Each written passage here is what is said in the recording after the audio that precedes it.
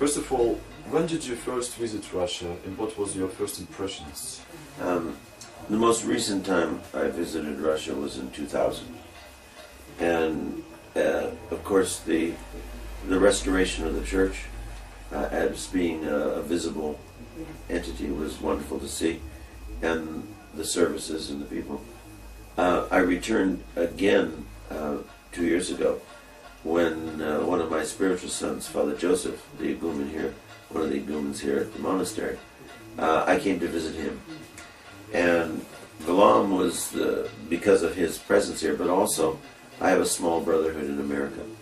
And we are part of the Moscow Patriarchate, the only monastery in America that's under Moscow, directly under the Patriarchate. And I wanted to come to make a connection with the older monastery. Valam is the monastery that sent monks to the New World, established on the west coast of the United States, Orthodoxy. And so it was natural to come to this monastery. And Bishop Pancratius, who's the igumen here, graciously said, come and see. And it was in coming and seeing and spending some time with the brothers, I wanted to learn. I wanted them to share with me the spiritual life here. And they asked me questions. And in asking questions, then I said, would you please give, they said, would you please give a talk to the brothers? That was not my intent. My intent was to listen. But I shared my life, my experiences, my understanding of monastic life, which is the same everywhere. Monastic life is monastic life.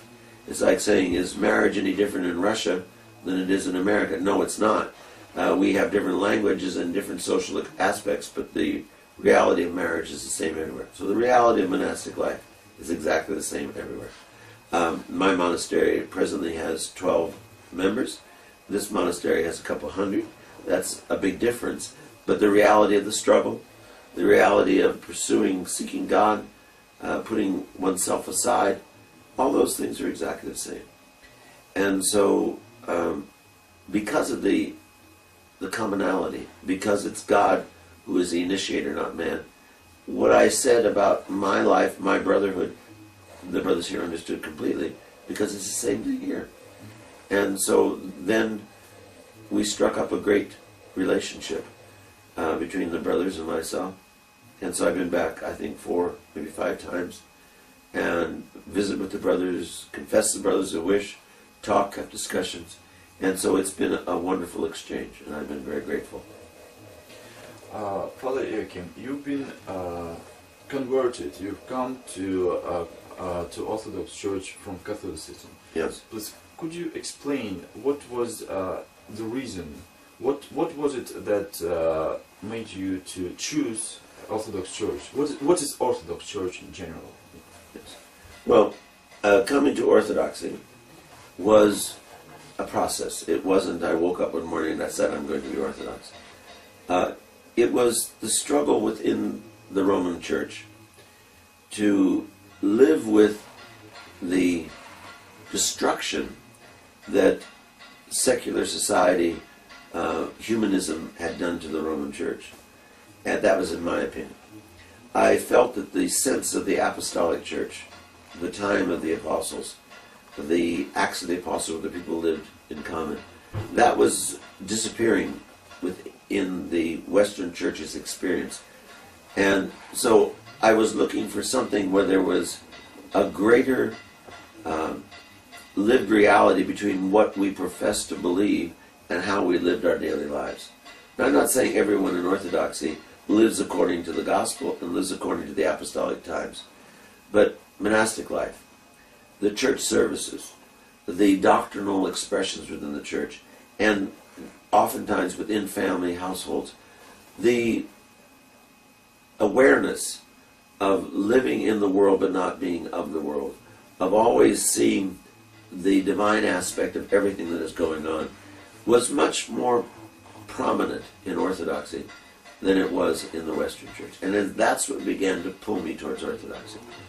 And so, you know, we would say in the church that we worship as we believe, and we believe as we worship. They were homogeneous. We didn't have way out crazy ideas about God and then have very traditional, strange forms of worship. They were one and the same. And so it was that unity in how we worship, what we believe, and how we live that attracted me to Orthodoxy. How Christianity can be applied by not a monk, by a person who lives in the world? Monks are men and women monastics who want to live the gospel, which is commanded of everyone. If you wish to see the Father in heaven, you have to live according to the gospel.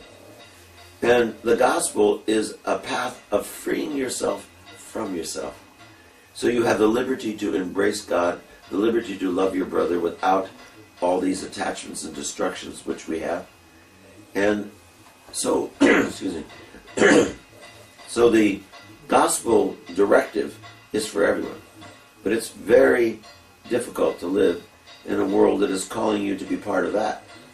That the socialization takes away from you the vulnerability of loving and makes you suspicious and careful and controlling. So in the early church, the Christians found it is very difficult to live in the world and fulfill the gospel commands. So monastic life was a lay movement. It wasn't clergy. It was the lay people going off into the desert, going off into the forest to try and live away from the corrupting society. And then it became formalized and structured. But in the early days it was a very simple pattern. And that simplicity is still there, but with other increments that came along. And so there's no difference in living the gospel as a layman or as a monastic. It's the same gospel. But how you realize it is what's different, not the gospel. So a person in the world has to recognize that God is calling you to freedom. The only true freedom is obedience. As a layman in the world, not a clergyman, not a monastic, you have to be obedient to the will of the Father. Christ said, if you love me, you will keep my commandments. If you love me, you will serve your brother. You will love others. We have to be obedient to that. And when we are obedient to that, we're free of our insanity. We are free of our desire to possess and control. So a layman in the world is expected to transform the world. Not by power, but by God's power. Not by force, but by love. The only thing that changes man is love. We can destroy a man, but that doesn't change him. We can lock a man in prison, but that doesn't change him. We can love him, and we can set him free. So the laymen are the body of the church. They need to know the gospel. Christ's words are life. And so people who don't know what those words are, don't understand the scriptures, don't know the services, don't know that we are here to have communion with God. The purpose of man is to be one with God. And we can't do it without each other. The church is not God and me. The church is us. And so we have to be obedient children. Not slaves, obedient, willingly accepting the direction and the love and the support the church gives. And so a layman can transform the world, and should, but there's a disconnect. When you institutionalize any charism, you end up with the institutionalization of that charism. Sometimes you lose the charism. For example, Jesus Christ, when he was on this earth, was the lived reality of the charism of salvation. And people saw it and they ran to him because of who he was and his integrity. After the Lord rose from the dead and ascended into heaven, sent his Holy Spirit, then the church had to continue that charism. But not everybody embodied that charism. So what did the church do? They institutionalized the expression of the charism so they could preserve it and have people understand it. So they institutionalized the liturgy. They institutionalized all of the expressions of reaching the Lord. And sometimes people can't see the charism because of the structure. And so what we have to do is be willing to help people experience the Lord's charism. And by using the church's methods, and it's not get rid of the old, but it's make people understand that the old is still alive and it's still new. And then all of the things that the church offers, the wealth of expressions of God and the means of reaching God, then enriching everyone's life. What can Orthodox people learn from Catholics and Protestants, if they can learn anything, in your opinion? Well, I think that's like going to a school and saying, what can the principal learn from the students? Well, learn much, but the principal has to first know who he is. And so the Orthodox Church is not something we've done. We have no right to say we're Orthodox and you're not. It's a gift from God, and it's His church. And it is the greatest expression on earth of the church and of the reality of Christ present to man. And therefore, we have to be humble with that and learn. The Roman Church has, since 1,000 years ago, has been in schism from the Orthodox Church. We do not say that the Roman Catholic Church has no grace. We don't say that. We don't say that they don't have priesthood. We don't say that. We say they do. We don't say they don't have the mysteries. They do. What the difficulty is that we don't agree upon and understand certain basic fundamental understandings of how the church functions and works. And that has come about because of the division and from the division. And so when it comes to like receiving the Holy Mysteries communion, we don't extend the chalice to people we are not in full communion with. Not because we don't see them as Christians, but because the chalice is a sign of unity, of oneness. And until we can have that oneness, we can't share the cup. And so the goal for us is to bring back the unity of the Roman Catholic Church with Orthodoxy. And if we look, if you built a house and you find out something's wrong with the house, it's not working right, the extension you added on doesn't work, you begin to say, well, what part doesn't work? And you start to investigate where is the problem. And once you take away all the new structure that you put up and go back to the original and say, okay, here's where it went wrong. Now let's rebuild it so it works. Well, I think what we need to do is go back to when the church was one and say, what happened that the Roman Church is here and Orthodoxy is here? The traditional teachings of the church have not altered in Orthodoxy, but the Roman Church has taken some new concepts and added them to what was old and de-emphasized some and emphasized others. So I think the natural response, and this is a very simplistic answer, but the natural response would be, as brothers who love God, that is the premise. Let's go back to where we didn't have discrepancies, we didn't have differences, and then see where the changes started, and see if we can't remedy the problem through unity and agreement, instead of saying you need to change and you need to change. Why do you think Dostoevsky is so important for many Western people? Why he's so recognizable in a way? He really opens the way for many to understand Russia and Orthodox Church. I think one of the reasons he's so powerful is he writes so clearly the unity and the harmony of what we believe and how we live our daily lives.